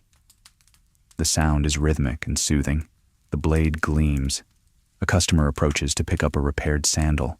The cobbler hands it over. The customer flexes the sole. Creak. It is stiff, but good as new. The smell of the fresh leather polish, a mixture of soot and oil, wafts from the shoe. It smells clean and dark. The cobbler wipes his hands on a rag. His fingers are stained black from the dye and the iron. He picks up a cup of water and takes a sip. He looks at his work. A row of finished shoes sitting in pairs. They are waiting for feet. They are waiting for movement. But here on the shelf, they are still objects of sculpture. The curves of the straps, the solid arch of the sole, the gleam of the iron nails. We watch a small beetle crawl across the workbench, navigating the landscape of leather scraps. It climbs over a discarded heel piece, then scurries under a roll of hide. The light in the shop is dim, filtering through the hanging forest of sandals. It feels cozy here, enclosed, protected by the smell of wax and the walls of leather. We listen to the cobbler pick up his hammer again. Tap, tap, tap. He is starting a new pair. The rhythm of the market continues, step by step, stitch by stitch. We leave him to his work, the sound of the hammer fading as we step back out into the open air. We leave the rhythmic tapping of the shoemaker's hammer and the smell of treated leather. We step back into the colonnade, where the afternoon sun is beginning to heat the stones. But our next destination offers a different kind of coolness. We follow a scent that is sweet, acidic, and heavy with the memory of the sun. It is the scent of fermentation. We have arrived at the Taberna Vinaria, the wine shop. The interior of this shop is deliberately dark. Wine, like oil, fears the light. The walls are painted a deep, dark red, cinnabar, which helps to absorb the glare from the street. The air here is still and cool, smelling of damp earth, pine resin, and old grapes. The main feature of the shop is the counter, an L-shaped masonry structure faced with broken marble tiles. Into this counter are sunk the dolia, the wide-mouthed jars we have seen before, but here they hold the vintages of the empire. Behind the counter stands the Venarius. He is a man who moves with the fluid ease of someone constantly handling liquids. He is currently attending to a newly arrived shipment of amphorae from Campania. These amphorae are tall, elegant vessels. They lean against the wall in deep racks filled with sand. They are sealed tight. The stopper is made of cork, covered in a thick layer of pozzolana cement and pine pitch to make it airtight. The merchant needs to open one. He takes a small hammer and a chisel. He taps the edge of the cement seal. Tink, tink, crack. The dried cement fractures. He peels it away in chunks. It makes a dry, crumbling sound. Crackle. He pulls the cork. Thwack. A deep, hollow sound as the vacuum is broken. Immediately the aroma escapes. It is strong. It smells of dried fruits, of figs, and of the volcanic soil of Vesuvius. He picks up a siphon, a tool used for tasting. It is a long glass tube with a bulb in the center. He dips the long neck of the siphon into the amphora. We hear the faint gurgle of air escaping as the liquid rushes in. Glug, glug. He places his thumb over the top hole of the siphon, trapping the liquid inside by vacuum pressure. He lifts it out. The wine glows inside the glass tube. It is not clear like modern wine. It is slightly cloudy, a deep, rich amber color. It looks thick, almost syrupy. He holds it over a shallow silver tasting cup, a patera. He lifts his thumb. The wine releases. Splosh. It hits the silver with a wet, heavy sound. He swirls the cup. The liquid climbs the sides of the metal vessel, leaving legs, droplets that slide slowly back down. This indicates the body of the wine, its sugar and alcohol content. He nods. It is good. It is Falernian, the most prized wine of all. On the counter, he has a column, a wine strainer. Roman wine often contains sediment, lees, and spices.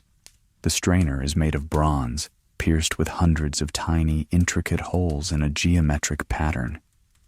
He pours a jug of ordinary table wine through the strainer into a serving pitcher. We watch the liquid hit the perforated metal. Hiss. Shh. The wine passes through, but the sediment is caught. It is a process of purification. He taps the strainer against the side of a bucket to clear the dregs. Clang tap. Next to the wine jars, there is a large crater, a mixing bowl. Romans rarely drink their wine straight. It is too strong, too thick. It must be mixed with water. The merchant takes a pitcher of water, cool water, perhaps brought from the aqueduct just this morning. He pours it into the crater. Whoosh. Then he pours in the wine. We watch the two liquids collide. They swirl together, the dark purple of the wine blooming into the clear water like smoke. They twist and fold over each other until they merge into a uniform, lighter shade of ruby. It is fluid dynamics in action. He stirs the mixture with a long wooden ladle. The sound of the wood scraping the ceramic sides of the bowl is low and hollow. Scrape, swirl, scrape. A customer approaches. He wants a jug of pasca, the sour wine drink of the soldiers and the poor. The merchant moves to a different jar. The smell here is sharper, like vinegar. He uses a simple wooden dipper. He fills the customer's flask. The sound is different here. The pasca is thinner, splashing more noisily. Splash, splash. The customer pays with copper coins, which the merchant drops into a wet spot on the counter. The coins stick there, held by the surface tension of a spilled drop of wine. The merchant takes a rag. It is stained purple, permanently dyed by years of spills, and wipes the counter. He wipes in circles. Swish, swish.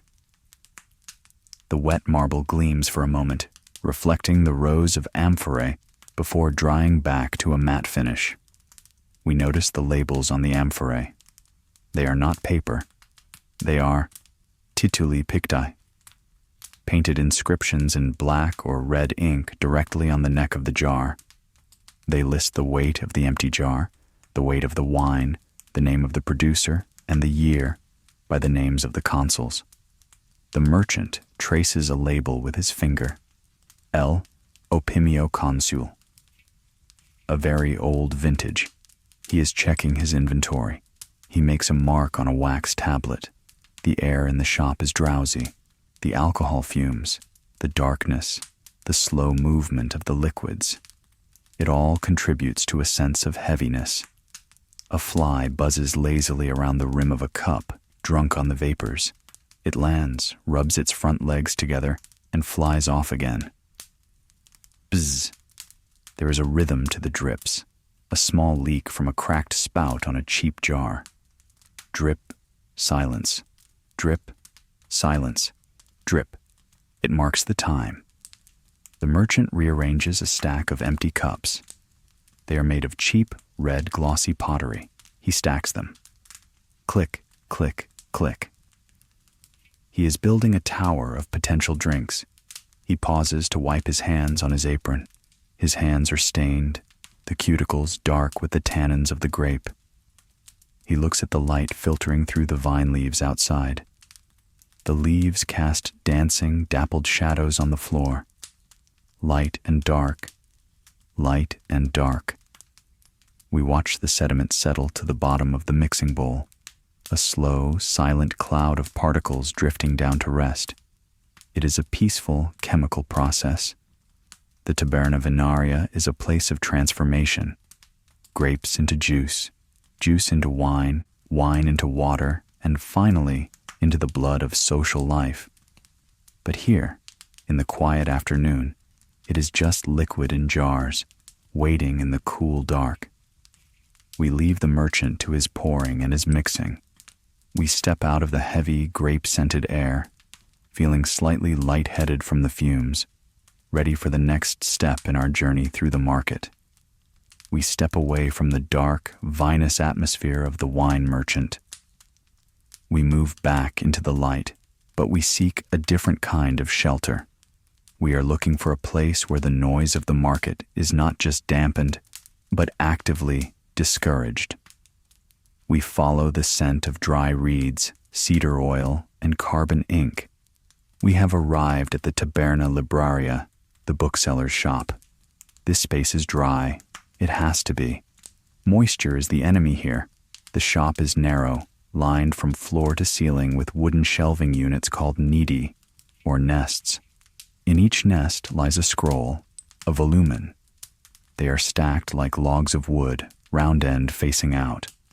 From the center of each scroll hangs a small tag made of parchment or leather, the syllabus. These tags dangle in the air, swaying slightly with the draft.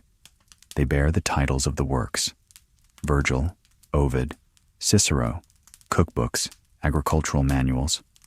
The bookseller, the bibliopola, is not shouting his wares. He is sitting at a small desk in the corner. He is also a scribe. He is copying a text. Let us listen to the sound of writing. He holds a calamus, a reed pen. The tip has been cut to a sharp point with a knife. He dips it into an inkwell, the atramentarium. The ink is black, made from soot, gum, and water. He touches the pen to the sheet of papyrus. Scritch. Scratch. It is a dry, tactile sound. The reed moves across the fibrous surface of the paper. Papyrus is not perfectly smooth. It is made of strips of the papyrus plant laid crisscross and pressed together. The pen rides over these tiny ridges. Scritch. Bump. Scratch. He writes in columns, narrow blocks of text that run down the scroll. He finishes a line. He lifts the pen. Silence.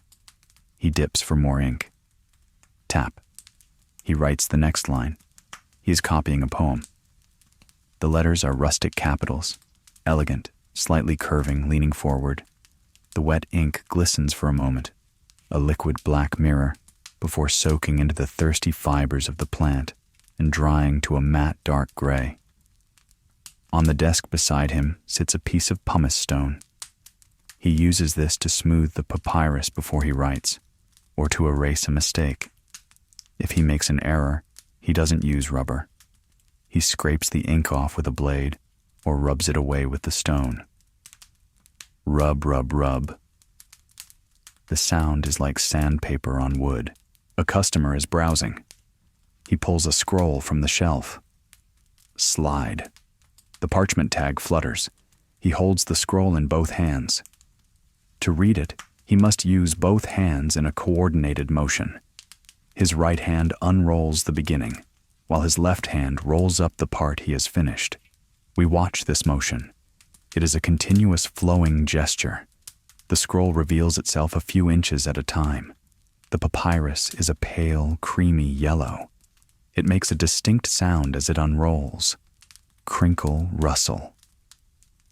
It is a dry, brittle sound, like walking on autumn leaves. The customer stops to read a passage. He holds the scroll open. The tension in the rolled paper wants to snap it shut, so he must hold it gently but firmly. The light falls across the text. The ink is stark against the pale background. The air smells of cedar oil. The bookseller rubs the back of the papyrus with this oil to protect it from moths and worms. It is a sharp, woodsy scent that clears the mind. It is the smell of preservation. There are not just papyrus scrolls here. There are also parchment notebooks, codices. These are the ancestors of our modern books.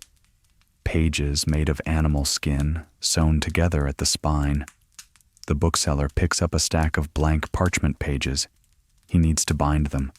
He takes a heavy needle and thick thread. He pushes the needle through the spine. Push. He pulls the thread. Tug.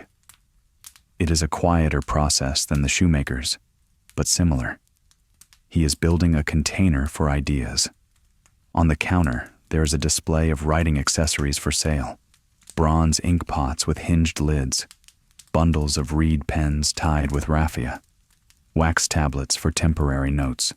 The wax tablets, tabulae, are framed in wood. The wax inside is black.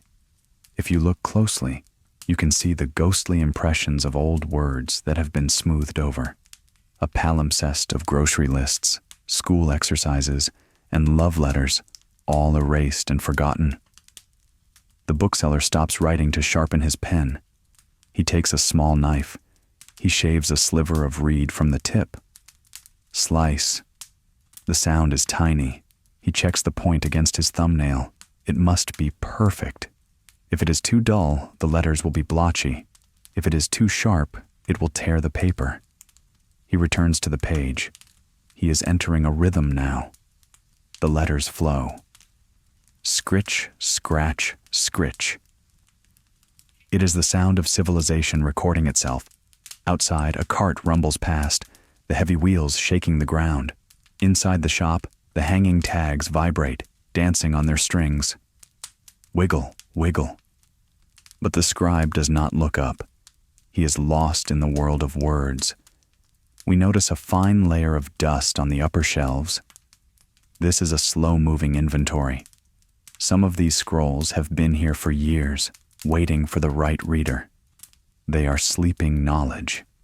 The customer decides to buy the scroll. The transaction is quiet. He hands over the coins. The bookseller places the scroll into a capsa, a cylindrical leather bucket used to carry books. He slides the lid on. Thump. The knowledge is now portable. We watch the scribe blow on the wet ink to dry it. Whew. A soft breath. He watches the shine disappear. The word is set. The atmosphere in the Taberna Libraria is one of patience. There is no urgency here. The words will wait. The paper will wait. We feel our own breathing slow down to match the rhythm of the scribe's pen. We linger for a moment on the texture of a blank sheet of papyrus. The grid pattern of the plant fibers, the slight imperfections, the organic warmth of the material. It is a canvas, waiting for a voice.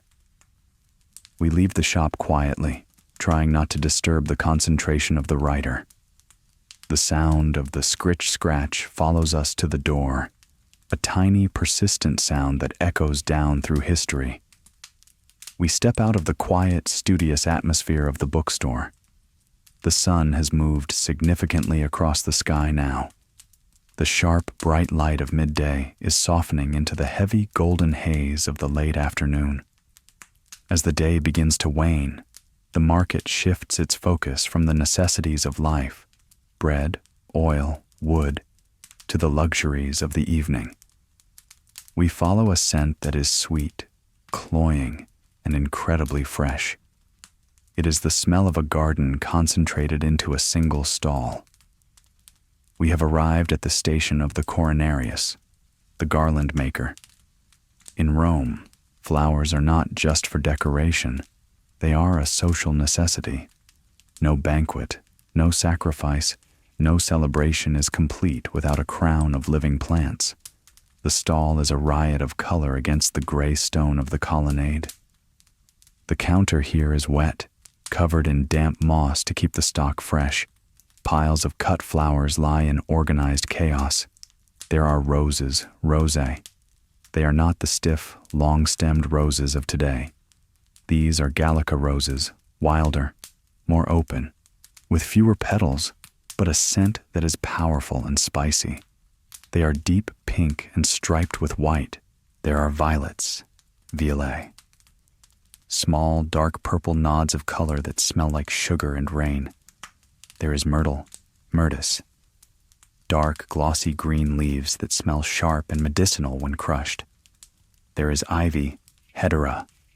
Long, trailing vines that speak of wine and Bacchus. The garland maker is a woman with stained fingertips. Her hands are dyed green from the chlorophyll of the stems and pink from the rose oil. She is working on a commission for a dinner party that will begin at sunset. She picks up a long, flexible strip of linden bark, the philera. This will be the backbone of the garland. She takes a sprig of ivy. Snap. The sound of the stem breaking is crisp and wet. She strips the lower leaves. Zip. She lays the ivy against the bark. She takes a thread of raffia and binds it. Swish. Pull. The sound is a soft friction. Swish. Pull. She adds a rose. She holds the flower gently by the calyx, the green cup at the base of the petals. She positions it so the bloom faces outward. She binds it tight. The rose bobbles slightly as it is secured. It is a rhythmic, repetitive motion. Stem, place, bind. Stem, place, bind. She is weaving a chain of life. The table in front of her is covered in the debris of her trade. Snips of stems, torn leaves, discarded petals. It is a beautiful mess. She sweeps a pile of trimmings off the table with the side of her hand. Brush, brush. They fall to the floor, adding a soft, cushioned layer to the paving stones. We watch her mist the flowers. She takes a mouthful of water from a cup and sprays it out in a fine mist over the finished garlands. Pft. The tiny droplets settle on the rose petals, magnifying the veins, making the colors pop. It cools the air around the stall. A customer approaches, a slave sent by his master.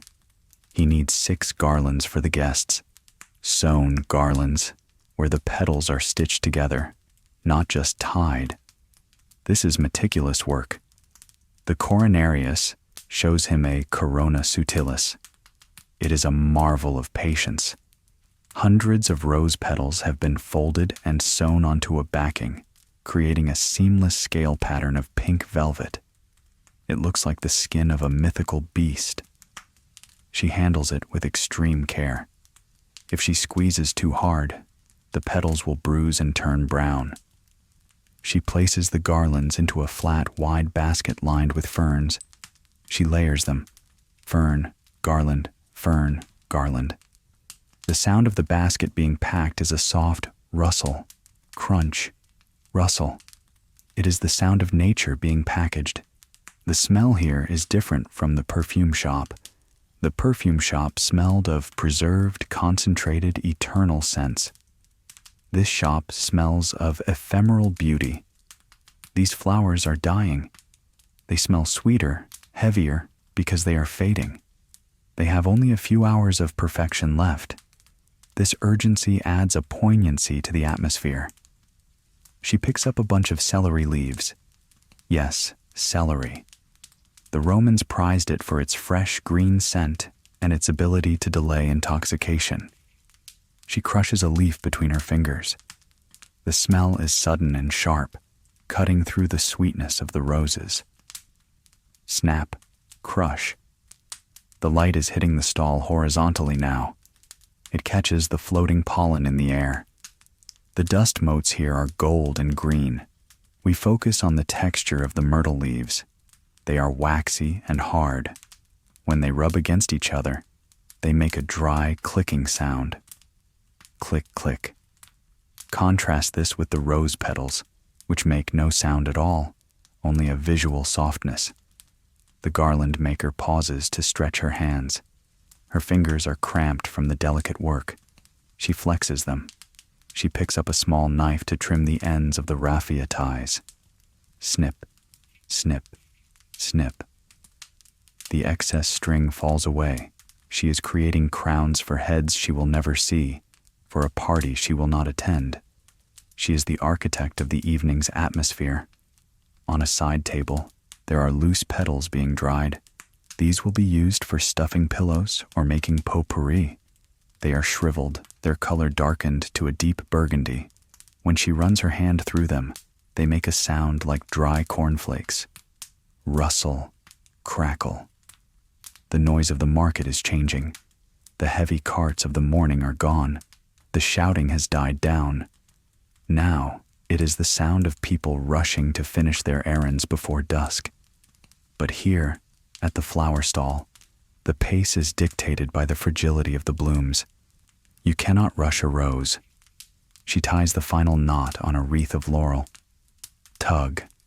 It is finished, a perfect circle of green. She hangs it on a hook. It swings gently, settling into stillness. We breathe in the complex aroma one last time, the mix of sweet rose, sharp celery, damp moss, and green ivy.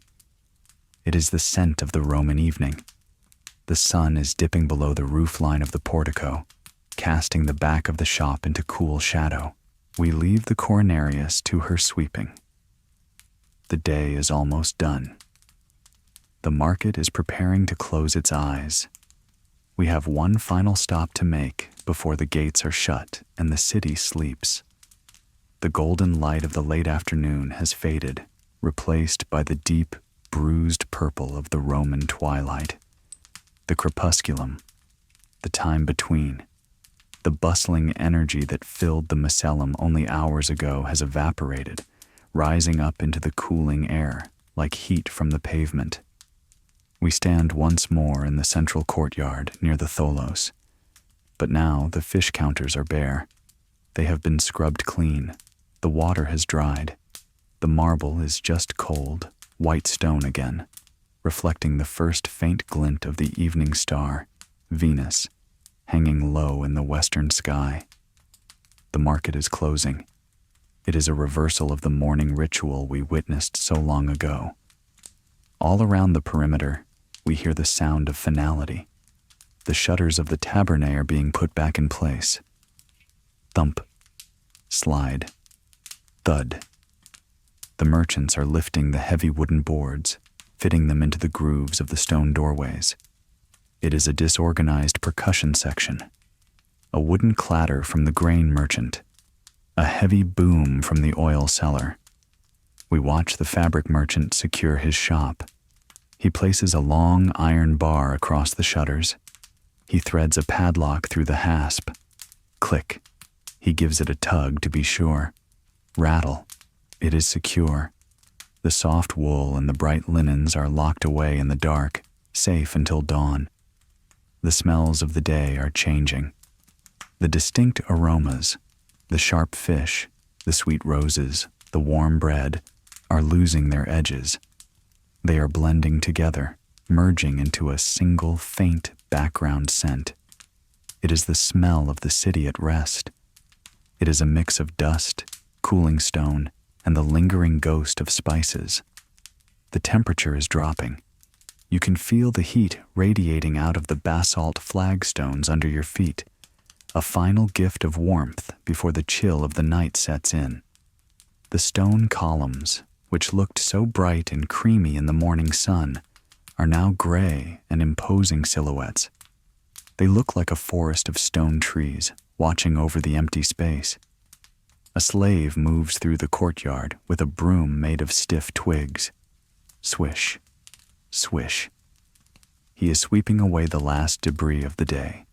A stray cabbage leaf, a broken piece of pottery, a twist of raffia from the garland maker. He sweeps them into a pile and scoops them up. The sound is rhythmic and slow. He is not in a hurry. The day is done. We walk slowly towards the main gates. The great wooden doors, which stood wide open all day to welcome the hungry city, are now being pushed shut by 2 guards. The hinges are heavy iron. They protest with a low, long groan that echoes through the empty arcade. Creak. The sound is deep and resonant. It is the sound of a book closing. The 2 doors meet in the middle. Boom. The sound vibrates in our chest. The gap is closed. The world of commerce is sealed off. The guards drop a massive timber beam into the brackets across the doors. Thud. Inside the market, it is now truly silent. The water in the fountain still trickles. Drip, drip, drip. But there is no one left to hear it. The dust motes have settled. The flies have gone to sleep. The scales are balanced and still. The weights sit heavy on the counters. The market has done its job. It has fed the empire. It has clothed the people. It has provided the oil for the lamps that are now flickering to life in the windows of the insulated apartment blocks surrounding us. We step away from the gates, out into the darkening street. The noise of the city is different now. It is not the roar of business, but the murmur of domesticity, the sound of families eating behind closed doors, the sound of a distant cart heading home. We look back at the high walls of the Macellum. It stands solid and dark against the night sky. It is a sleeping giant. It rests to gather strength, for tomorrow the sun will rise, the keys will turn, and the cycle will begin again. The grain will flow, the coins will clink, and the bread will rise. But for now, the weights are at rest. The measures are empty. The transaction is complete. We have walked the stone floors. We have touched the linen. We have smelled the spices. We have heard the hammer and the saw. We have lived a day in the life of the Roman market. And now, your feet are heavy. The detailed textures of the day, the rough wool, the smooth oil, the gritty stone, are softening in your mind. The sounds are fading away, drifting off into the silence of history. The market sleeps. The city sleeps. And it is time for you to join them. Thank you for traveling back with me tonight. I hope the sights and sounds of the ancient world have helped you find a quiet place in your mind. If you enjoyed this journey, remember to subscribe and leave a comment. But for now, let go of the coins. Let go of the lists. Let go of the noise. Sleep. Sleep. Sleep. Good night. If this journey through the duller side of history helped you unwind and maybe even drift off, please let me know. First, hit that like button if you enjoyed this historical lullaby. Second, subscribe to the channel so you don't miss future installments of history too boring to keep you awake. Finally, I'd love to hear your thoughts. Drop a comment below about which historical topic you find so mundane. It deserves to be our next sleepy video. Your suggestions will shape our journey into the world's most delightfully dull past.